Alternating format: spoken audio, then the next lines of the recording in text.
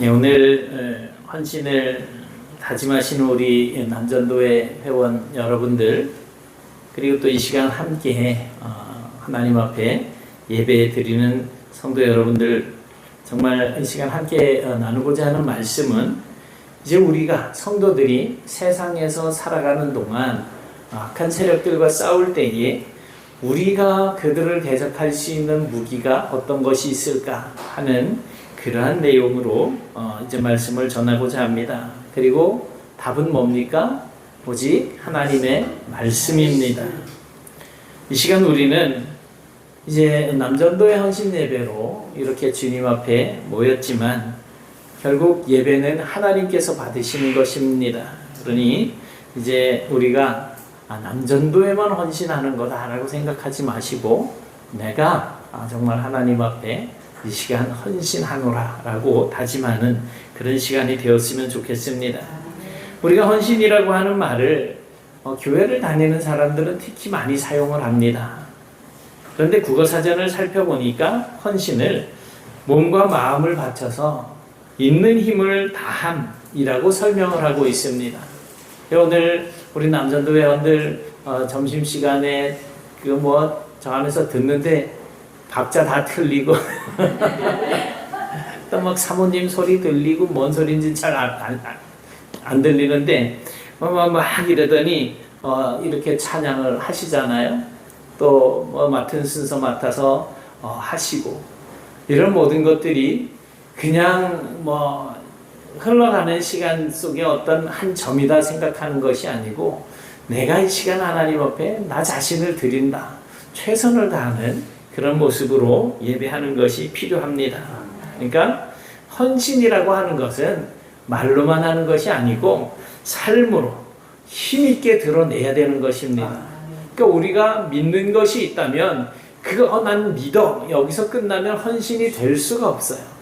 믿는 것이 우리의 삶으로 드러나고, 그렇게 살아가는 것이 이제 일상의 헌신이고, 또 특별히 이렇게 헌신하는 모든 시간들마다 이제 힘을 최선을 다해서 드리는 그런 헌신이 되어야 할 것입니다.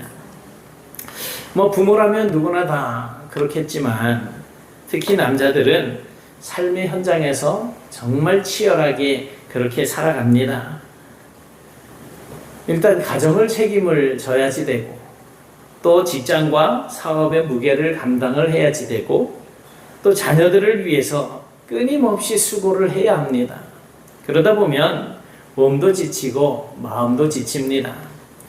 그런데 더 무서운 것은 우리 육체의 이 피곤함보다 우리의 영혼이 무뎌지는 거예요. 예배는 드리는데 감격이 없는 거죠. 매 시간마다 나와서 앉아서 예배를 드리는데 내가 지금 여기 뭐 하고 있는 건가, 이런 어떤 자세로 드려진다면 내 영혼이 엄청나게 무뎌져 있다는 사실을 기억하셔야지 됩니다. 그리고 또 기도는 하는데 눈 감고 몇 마디 이렇게 하다가 보면 기도가 딱 끊어져요. 그리고 기도에 힘이 없는 거죠. 말씀을 읽는데 금방 읽은 말씀도 머리에 안 남으니 이 말씀이 머리에 남지 않을 때가 있습니다. 그런데요, 바로 그럴 때 사탄이 우리에게 그 틈을 이용해서 들어와서 우리를 흔드는 거예요. 오늘 우리가 읽은 본문을 보면 교회가 무엇으로 살아야 하는지, 또 성도는 무엇을 붙들어야 하는지를 잘 말씀해 주고 있습니다. 그래서 오늘 이 말씀을 통해서 우리 모두가 다시 말씀 앞으로 돌아오시는 그런 은혜가 있기를 바랍니다. 1절을 보니까 어떤 사람들이 믿음에서 떠난다라고 이렇게 말씀을 하고 있습니다. 이것은 교회 안에 거짓된 가르침이 들어올 것에 대한 경고입니다. 교회 안에 하나님의 말씀이 아닌 것들이 들어와서 하나님의 말씀보다 위에 자리를 잡고 앉아가지고 교회를 그냥 막 흐트러뜨리고 이렇게 좌우한다는 것이지요. 그런데 이것은 이때 당시에 바울이 편지를 쓰던 이 초대교회뿐만이 아니라 오늘 우리들의 이야기이기도 합니다. 지금도 세상은 끊임없이 우리에게 이렇게 말을 합니다. 제가 요즘 예배 시간마다 이렇게 강조하는 내용이지만 그렇게까지 뭐 요란하게 믿을 필요 있어? 세상 잘 사는 게 우선이지. 이제 마음의 여유 생기면 신앙생활 얼마든지 잘할 수 있잖아. 말씀보다 현실이 더 중요한 거야. 그러니 지금 현실에 충실해. 뭐 이런 말들을 듣습니다. 그리고 이제 돈이 있어야지 행복하다라고 하는 그런 내용들이 그냥 교회 바깥에서만 이루어지는 얘기가 아니고 교회 안에서 공공연하게 그렇게 이루어지고 있는 거예요. 그런데 이렇게 방전이 되다가 어느 순간에 우리는 점점 말씀보다 정말 세상에서 들려오는 그 소리에 귀를 더 기울이게 되는 거죠. 여러분, 그런데 사탄은 사람을 한순간에 확 꺾어서 무너뜨리지 않습니다. 이제 예배 한번 빠지고 한번 빠졌는데 괜찮아. 그 다음에 또 한번 길 잡지 뭐 이래서 또 한번 빠지고 또 기도를 해야 되겠는데 야 기도 그래 뭐 내일 하지 뭐 모레 하지 뭐 다음에 하지 뭐 점점 미루게 되고 그리고 성경 말씀을 읽는 시간을 빼앗기는 겁니다. 제가 올해는 작년에 이제 웨스트민스터 소요리 문답을 이렇게 했더니 한 18주 동안은 뭐 이제 이렇게 내시더니 그 이후부터는 안 내시는 거예요. 어렵다는 거겠죠? 그냥 뭐 말을 만들어서 거짓말만 아니면 되는데 안 하시더라. 그러더니 올해 딱 넘어오니까 성경 문제 구약만 읽는 거예요. 그리고 뒤에 이제 그 흐르는 그런 어떤 핵심적인 내용들을 딱 정리를 해서 놓았는데 처음에 제가 이제 15장을 빼놨는데 그냥 15장 남아있더라고요. 요새 제가 5장씩 빼놓는데 그냥 남아있어요. 성경을 안 읽지는 않으시겠죠. 안 읽지는 않으시겠는데 안 읽으시는 거예요.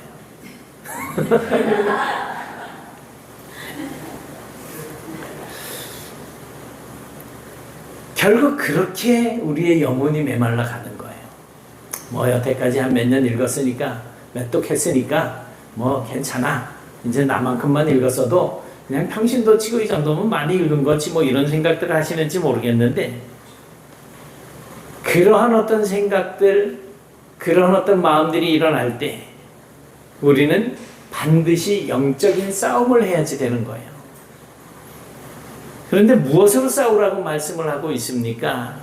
우리가 싸우는 그 싸움의 무기는 세상적인 방식이 아니고 나의 어떤 사람들의 경험도 아니고 오직 하나님의 말씀이라는 것입니다. 예수님께서 광야에서 시험을 받으시잖아요. 이제 40일 동안 금식 기도를 하십니다. 공생애를 앞두고 하나님 앞에 모든 것을 맡기고 이제 기도하는 그런 시간을 가졌던 거지요. 그런데 이제 금식 기도를 마치고 마귀가 이제 찾아옵니다. 그리고 예수님을 시험을 합니다. 그런데 예수님께서 마귀가 하는 그 말들마다 어떻게 대적을 하셨느냐 하면 빨간 글씨는 뭐라고 기록되어 있어요? 기록되었으되. 예, 기록되어 있어야 했더니 기록되었으되 그러잖아요. 뭔 얘기예요? 구약 성경에 하나님께서 이렇게 말씀을 기록하셨다라는 거예요. 그러니까 말씀으로 사탄을 대적했다라는 것이지요. 하나님의 말씀으로. 예수님도 하나님의 기록되어진 말씀을 가지고 사탄을 대적을 한다고 한다면 우리는 뭐라고 내 지혜와 지식을 가지고선 대적을 하려고 하겠어요? 여러분, 우리가요 말씀을 놓치면 분별력을 잃어버리기가 쉽습니다. 뭐가 옳은지 무엇이 진리인지 흐려지는 거예요. 왜? 기준이 하나님의 말씀인데 하나님의 말씀을 놓고 내 생각대로 뭘 판단하려고 하면 뭐가 옳은지 그른지 알 리가 없죠. 그래서 이제 우리 남전도회가 말씀을 붙드는데 솔선수범하는 그런 공동체가 되시길 바랍니다. 일보다 먼저 말씀. 또 세상 뉴스보다 먼저 말씀. 걱정보다 먼저 말씀을 붙드는 공동체가 되시길 축복합니다. 아침에 눈 뜨면 제일 먼저 뭐 하셔요? 제일 먼저 뭐 하셔요? 아침에 눈 뜨고 일단 약 챙겨 드시고 또 뭐 하셔요? 핸드폰 열어서 오늘 뉴스가 뭐 있나? 아이고 어제 뭐 손흥민 공 쳤다는데 졌나 이겼나 뭐 이런 거. 주식을 좀 관심을 가지고 계시는 분들은 주가가 올랐나 떨어졌나? 에이씨 또 떨어졌네 막 이러고 있는 거 아니에요? 그런 것보다 먼저 말씀.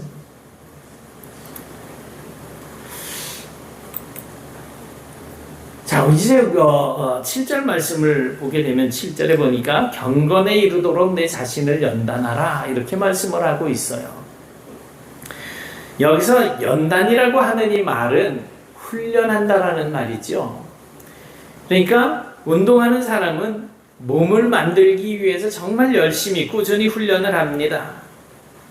왜냐하면 그렇게 꾸준히 해야 되는 것이 하루아침에 근육이 빵빵하게 생기고 힘이 팍 생기고 하는 게 아니기 때문인 거예요. 최근에 제가 이제 배드민턴을 치니까 우리나라 아주 그냥 엄청난 여자 선수가 하나 있잖아요. 안세영. 안씨더라고 보니까. 안세영인데 엄청 세요. 이름은 안세영인데 엄청 세. 막 진짜 10번 싸우면 거의 9번 이상은 이겨요. 그런 엄청난 선수인데 이 선수가 어렸을 때부터 그냥 태어나자마자 배드민턴을 잘 치는 게 아니에요. 진짜 쪼만할 때부터 모래밭에서 그냥 훈련을 하고 요즘은 역기 들고 내리고 하면서 근육을 키워서 등치도 커졌어요. 그러니까 전체 세계 랭킹 1위. 지금 어마어마한 기간 동안 지금 1위를 그냥 놓치지 않고 있는 거죠. 어떻게 그렇습니까? 꾸준히 훈련을 하는 거예요. 꾸준히. 신앙도 마찬가지입니다. 우리 기도는 훈련이 아니라고 생각하실 수 있는데 사실 기도도 훈련이에요. 또 말씀 읽는 것도 훈련이에요. 자꾸 읽으셔야지 돼요. 또 예배도 훈련입니다.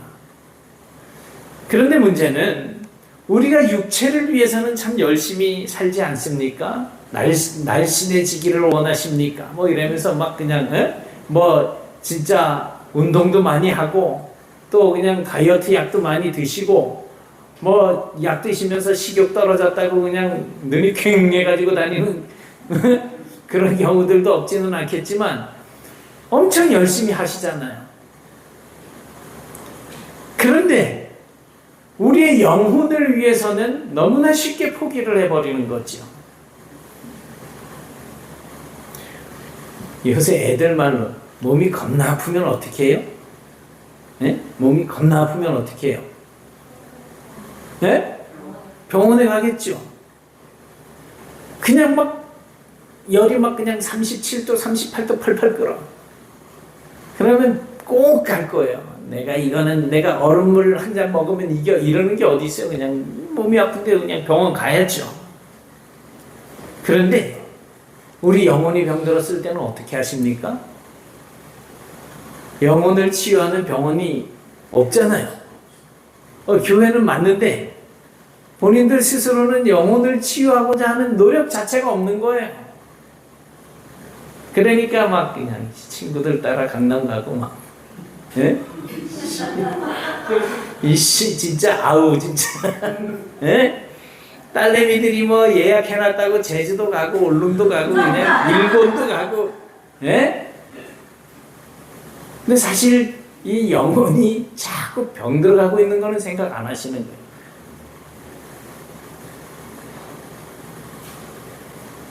자꾸 방치를 하는 거죠. 그렇게 방치를 하다 보니까 오전에도 우리가 말씀을 생각을 해봤었지만 병이 들면 거칠어져요. 보는 것마다 다 괘씸하게 보이는 거 마음이 약해지니까. 제가 아까 송이한테 괘씸한데 내가 그랬지. 그래서 감사가 사라지게 돼요. 짜증이 늘어나요. 그리고 가정이 있든지 어디든지 너무나 쉽게 화가 나는 거예요. 이런 증상들이 나타나면 내 영혼이 병들어 있구나 아셔야지 돼요. 그럼 이거를 어떻게 해서든지 고치려고 애를 쓰고 노력을 하셔야지 돼요. 왜 그런 증상이 나타나느냐 하면 우리의 영혼이 메말라 있기 때문에, 우리가 뿌리를 하나님께 내리고 하나님께서 공급하시는 그 은혜를 받아야 영혼이 풍성해지는데, 그래야 성령의 열매가 맺혀지면서 살아갈 수가 있는데, 영혼이 메말라 있으니 감사는커녕 그냥 짜증은 폭발하고 그냥 화가 나는 거죠. 그래서 하나님은 우리에게 말씀으로 우리의 영혼을 채우라고 그렇게 말씀을 하고 계시는 것입니다. 요즘 제가 교회 그 스타리아 승합차를 끌고 다니잖아요. 기름값이 막 올라. 제가 지금 타고 다니는 저 까만 승용차는 1,500원 초반이었었나요? 1,490 얼마인가 1,500 얼마 할 때 기름, 그러니까 한 두 달 됐나요? 그때 기름 넣어놓고 지금 이제 조금 남았어요. 근데 이제 매일 그걸 가스 차니까 이제 교회 차를 이렇게 끌고 다니다가 주일에는 또 우리 성도들 이렇게 태우신다고 영원 장로님 이제 운행을 하시니까 제가 걸어 다닐 수는 없어서 이제 저 차를 시동을 거는데, 어제 시동을 걸었더니 안 걸리더라고요. 지난주에는 토요일날 시동을 걸어 놨었어야 주일날 새벽에 쉽게 거는데 안 걸리더라고요. 제가 이제 차에 가지고 다니는 게 있어, 보조 배터리. 이렇게 그 점프한다 그러잖아요. 그 충전해 놓고 그거 갖다 이렇게 연결해서 하면 시동이 팍 걸려요. 2개를 샀는데 중국에서 하나 사고 우리 쿠팡에서 하나 샀는데 중국서 저기서 해가지고서 들어온 거는 안 걸려. 손해 봤어요. 한 2만 원 날라갔어요. 쿠팡에서 산 건 한 3만 얼마인데 잘 걸려요. 쿠팡이라고 그래도 괜찮은 건가요? 네? 잘 걸려요. 일주일 내내 교회 주차장 그냥 계속 서 있잖아요. 제가 이제 그냥 월요일부터 계속 저 교회차 끌고 다니다가 주일은 이제 운행 때문에 제가 이제 제 차 시동을 거는데 어제도 안 걸리고, 딱 보면 이제 차 가까이 가면 왜 차가 이제 일단 그 사이드 미러가 싹 펴지면서 누르면 차 문이 열려요. 그 배터리가 있는 거잖아요. 그 이제 시동 걸려고 이렇게 단체를 딱 누르면 불이 다 들어와요. 겉으로 보기에는 멀쩡해요. 근데 누르면은 이래다 딱 멈추는 거예요. 안 걸리는 거예요. 왜? 배터리가 힘이 없는 거예요. 그 이제 차문 열어놓으면 또 이게 소리가 나잖아. 땡땡. 이게 문 닫아 이런 소리인데 이게 문 닫아로 안 들리고 빨리 배터리 충전해 이렇게 들리는 거. 그래서 제가 그걸 갖다 꽂아가지고 시동을 걸었죠. 그랬더니 붕 하고 한 방에 걸리더라고요. 우리 신앙도 그렇습니다. 우리가 교회는 나오고 직분도 있고 겉보기에는 누가 봐도 정말 멀쩡한 교인인데 말씀과 기도가 끊어지면 영혼의 배터리가 방전되고 마는 거예요. 그러면 아주 작은 일에도 흔들립니다. 그러면 이제는 기도의 시동도 안 걸리지요. 또 예배 시동도 안 걸리지요. 사랑의 시동도 안 걸리지요. 봉사나 헌신이나 모든 시동이 잘 안 걸리는 거예요. 해야지 된다라고 생각은 하는데 안 되는 거예요. 왜? 영혼이 힘을 잃었기 때문에.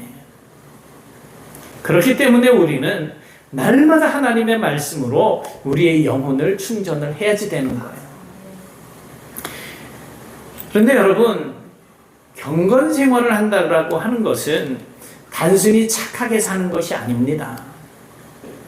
교회 오래 다닌다고 자동으로 경건해지는 것도 아닙니다. 그렇다면 진짜 경건은 뭘까요? 바로 예수님의 십자가를 붙드는 것입니다. 예수님께서 우리 죄를 위해서 죽으셨고 우리를 의롭게 하셨다라고 하는 이 사실을 날마다 붙들어야지 되는 거예요. 우리는 완벽하지 않습니다. 그래서 실수할 수도 있고 넘어질 수도 있습니다. 하지만 중요한 것은 넘어지지 않는 사람이 아니라 넘어졌다고 하더라도 다시 십자가로 돌아올 수 있는 사람이 중요한 거예요. 말씀은 우리의 죄를 찝어주지만 정죄만 하지는 않습니다. 그 죄를 찝어서 고쳐서 돌이키게 하는 거예요. 하나님께 돌아오게 하는 거예요. 내가 너를 사랑한다. 내가 너를 붙들고 있다. 내 은혜가 너에게 족하다. 말씀이 우리에게 그렇게 힘과 용기를 북돋아주고 위로를 해주시는 거예요. 이 말씀이 바로 이 하나님의 음성을 듣게 합니다. 어떤 집사님이 이제 아버님이 돌아가신 이후에 그 유품을 정리하시다가 낡은 성경책 하나를 발견을 했어요. 그래서 성경책을 펴보니까 이 성경에 정말 밑줄이 이제 많이 그어져 있고 눈물 자국이 이렇게 막 눈물에 성경이 이렇게 젖어 있는 거죠. 근데 특히 보면 그 자녀들 이름을 써놓고 그 자녀들 이름 옆에 날짜와 함께 기도의 제목이 이렇게 적혀 있었다라는 겁니다. 그 집사님이 말합니다. 우리 아버님은 말씀이 많지는 않았었습니다. 그런데 성경책을 보니 평생 우리 아버님이 자식들을 위해서 기도하셨다는 것을 알 수가 있었습니다. 이렇게 고백을 합니다. 여러분, 우리가 자녀에게 가장 큰 유산은 뭐냐면 돈이 아니에요. 아무리 많은 돈을 물려주면 뭐해요? 부자 3대 못 간다고 도박으로 날리고 보면은 또 온갖 유흥으로 날리고 바람 피다 날리고 막 이러잖아요. 그래서 우리가 기도하는 아버지, 말씀 읽는 아버지, 하나님께 예배를 드리는 것을 소중하게 여기는 그런 아버지의 모습이 자녀들에게 유산으로 물려져야지 된다는 겁니다. 그래서 우리 남전도회가 그런 믿음의 아버지들이 되실 수 있기를 축복합니다. 이제 보면 16절에서는 내가 내 자신과 가르침을 살펴 이 일을 계속하라 라고 권면을 합니다. 여기서 중요한 단어는 계속하라는 거예요. 계속하라. 신앙은 잠깐 그냥 냄비 끓어오르듯이 확 끓어오르고 거기서 멈추면 안 되는 거예요. 끝까지 가야지 되는 겁니다. 처음 믿을 때만 열심히 하는 것이 아니고 이제 우리의 인생의 마지막 종착점까지 그냥 말씀 붙들고 살아가는 그런 사람이 되어야지 된다는 것입니다. 세상은 정말 정신없이 변하는 것 같아요. 경제도 변하고 환경도 변하고 사람도 변합니다. 하지만 변하지 않는 것이 있습니다. 하나님의 말씀입니다. 그래서 말씀 위에 선 사람은 결코 흔들리거나 무너지지 않습니다. 바닷가에 있는 등대는 평소에는 별로 눈에 잘 띄지 않습니다. 바다에서 그 배 이래 몰고 다니던 사람이 저 땅에 육지에 대낮에 등대가 서 있는지 없는지 그거 관심이나 있겠어요? 그런데 폭풍우가 몰아치는 캄캄한 밤이 되었을 때, 정말 방향 잡기 쉽지 않을 그럴 때 배들은 그 등대의 불빛을 보면서 방향을 잡는 거예요. 말씀이 그렇습니다. 인생이 평탄할 때는 말씀의 중요성을 잘 몰라요. 하지만 고난이 오고 인생의 폭풍이 막 몰려올 때 결국 우리를 붙잡아 주시고 우리를 인도해 주시는 것이 바로 뭐냐 하면 하나님의 말씀이라는 거예요. 그래서 성도는 평소에 말씀을 가까이 해야 합니다. 그래야 인생의 폭풍 속에서도 절대로 길을 잃지 않을 수가 있는 것입니다.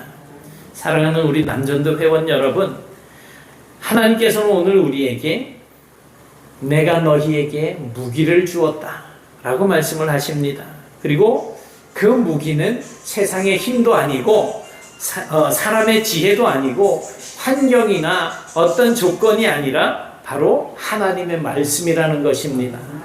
말씀은 우리로 하여금 거짓을 분별하게 해주고 또 경건의 길로 인도하고 우리를 끝까지 구원의 길로 걷게 하는 하나님의 능력입니다. 세상은 흔들리고 변해도 하나님의 말씀은 영원히 변하지 않습니다. 여러분, 항상 말씀을 가까이 하시기 바랍니다. 가정에서도 말씀 붙드시고 또 삶의 자리에서도 말씀 의지하시고 어려움 속에서도 말씀으로 다시 일어서는 성도가 되시길 바랍니다. 특별히 우리 남전도회가 기도와 말씀 위에 굳게 서는 그런 공동체가 되었으면 좋겠습니다. 오늘 본문이 우리 표어잖아요. 말씀과 기도로 거룩해져가는 교회. 아버지들이 먼저 말씀을 붙들고 기도할 때 가정이 살아나고 자녀가 살아나고 교회가 든든히 세워질 줄 믿습니다. 부디 오늘 헌신을 다짐하는 우리 남전도 회원 여러분, 말씀의 능력으로 충만해져서 세상의 유혹 속에서도 결코 흔들리지 아니하고 또 경건한 삶으로 하나님께 영광을 돌리면서 끝까지 믿음의 길을 완주해 나가는 그런 복된 성도들이 되실 수 있기를 주님의 이름으로 축원합니다. 사랑과 은혜가 풍성하신 하나님 우리 아버지, 오늘 우리에게 생명의 말씀을 허락해 주심을 감사드립니다. 이제 세상의 수많은 소리 가운데서도 오직 하나님의 말씀을 붙드는 믿음을 허락해 주옵소서. 우리 남전도회가 기도의 사람들이 되게 하시고 말씀의 사람들이 되게 하시며 가정을 믿음으로 세워나가는 영적 가장들이 될 수 있도록 인도해 주시옵소서. 그래서 저들의 영혼이 메마르지 않게 하시고 예배의 감격을 회복시켜 주옵시며 항상 십자가의 은혜를 붙들고 끝까지 믿음의 길을 달려갈 수 있도록 인도해 주시옵소서.